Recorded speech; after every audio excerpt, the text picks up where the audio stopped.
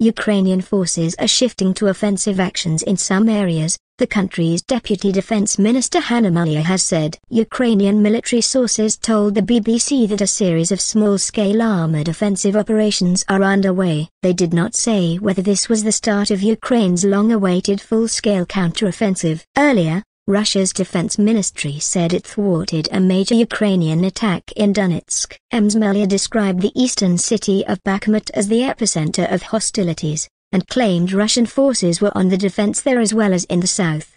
The commander of Ukraine's ground forces, General Oleksandr Syrskyi, said troops were moving forward towards Bakhmut and had destroyed a Russian position near the city. For months, the city has been at the heart of intense fighting between Ukrainian and Russian forces. The Russian paramilitary group Wagner had claimed to have captured the city. But in recent weeks, some analysts have suggested that Kyiv's forces are attempting to encircle Bakhmut and trap Russian units. A major Ukrainian counteroffensive has been long awaited, but Kyiv has already said it would not give advance warning of its start. However, with Ukraine claiming to have made marginal gains elsewhere on the front line, there has been a notable increase in military activity.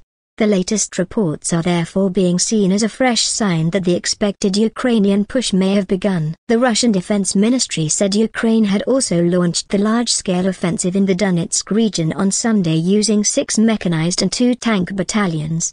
It claimed the Ukrainians tried to break through Russian defenses in what Kyiv saw as the most vulnerable part of the front line, but that it did not achieve its tasks. It had no success. Video of what Russia said was the battle in Donetsk showed military vehicles under heavy fire in fields. Russia claims it killed 300 troops and destroyed 16 tanks. However, Moscow's claims have not been independently verified. And on Monday, Ukraine's military said it had no information about a major attack in the region. "We do not have such information and we do not comment on any kind of fake," a Ukrainian army spokesperson told Reuters. If the footage of armored vehicles coming under heavy fire is authentic, then it reflects the stiff resistance Ukrainian forces will face as they try to liberate more territory.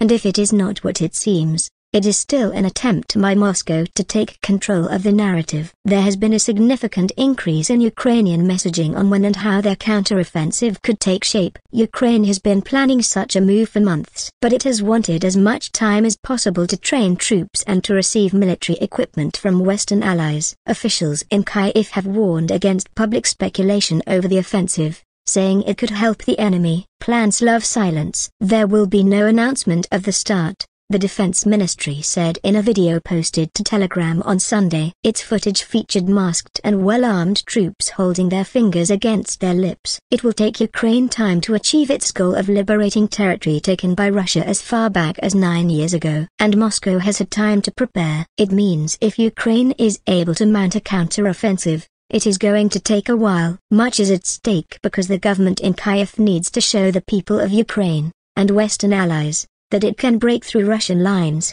and the effective military deadlock and recapture some of its sovereign territory. Elsewhere, fighters opposed to the government in Moscow say they have captured some Russian soldiers in Belgorod, near the border with Ukraine.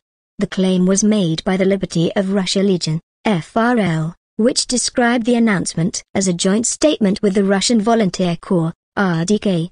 Both groups want to topple President Vladimir Putin. They oppose the full-scale invasion of Ukraine that he launched in February last year. Belgorod's top official, Vyacheslav Gladkov, replied to say he had agreed to meet the men's captors if the soldiers were still alive. But the fighters later said that the governor had not found the courage to meet them and they would hand over their captives to Ukraine. Russia has blamed Ukraine for recent attacks in its border territories, but Kyiv denies being directly involved. Authorities in Belgorod said an energy plant was ablaze following a drone attack on Monday morning. And in Russia's Kaluga region, which borders the southern districts around Moscow, Governor Vladislav Shapshaw said 2 drones fell onto a main road. Mr. Shapshaw said there had not been an explosion and the area was now cordoned off. There has been no independent confirmation of either attack, but Moscow says the Belgorod region has been the regular target of drone attacks from Ukraine. Meanwhile, Ukraine's President Volodymyr Zelensky met with UK Foreign Secretary James Cleverly in Kyiv on Monday.